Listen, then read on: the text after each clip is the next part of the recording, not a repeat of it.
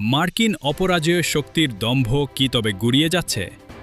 ইরানের একের পর এক ড্রোন এবং মিসাইল হামলায় ধ্বংসস্তূপে পরিণত হয়েছে জর্ডানের অত্যন্ত সুরক্ষিত মার্কিন সামরিক ঘাঁটি। প্রথমবারের মতো মুখ থুবড়ে পড়ল আমেরিকার বিলিয়ন ডলারের ডিফেন্স সিস্টেম। থ্যাড রাডার ধ্বংস ও বিশাল আর্থিক ক্ষতি সম্প্রতি স্যাটেলাইট চিত্রে ধরা পড়েছে এক ভয়াবহ দৃশ্য। জর্ডানের মুয়াফাক সালতি বিমান ঘাঁটিতে ইরানের হামলায় ধ্বংস হয়েছে মার্কিন বাহিনীর অত্যন্ত গুরুত্বপূর্ণ AN/TPY-2 রাডার। এটি তাদের বিখ্যাত থ্যাড মিসাইল ডিফেন্স সিস্টেমের প্রধান মস্তিষ্ক। জানেন কি, শুধুমাত্র এই একটি রাডারের দামই প্রায় $300 মিলিয়ন।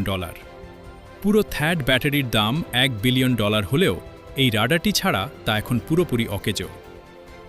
সেকশন 2, আকাশ প্রতিরক্ষা ব্যবস্থায় ধস। বিশ্বজুড়ে যুক্তরাষ্ট্রের মাত্র 8টি থ্যাড ব্যাটারি রয়েছে, যার একটি এখন ইরানি হামলায় অকেজো। ফলে আকাশ রক্ষার পুরো দায়ভার এখন পড়েছে প্যাট্রিয়েট সিস্টেমের ওপর। কিন্তু যুদ্ধের তীব্রতায় প্যাট্রিয়েট মিসাইলের মজুদও দ্রুত ফুরিয়ে আসছে, যা পেন্টাগনের কপালে দুশ্চিন্তার ভাঁজ ফেলেছে। সাইবার ও অর্থনৈতিক যুদ্ধ। ইরান কেবল আকাশেই নয়, যুদ্ধ ছড়িয়ে দিয়েছে সাইবার ও অর্থনৈতিক জগতেও। পশ্চিম এশিয়ায় অ্যামাজন এবং মাইক্রোসফটের বিশাল ডেটা সেন্টারগুলোকে লক্ষ্যবস্তু করেছে তারা। এমনকি বাহরাইনের তেল শোধনাগারে হামলার পর বিশ্ববাজারে তেলের দাম $150 পৌঁছানোর আশঙ্কা করা হচ্ছে, যা বিশ্ব অর্থনীতিকে ধসিয়ে দিতে পারে।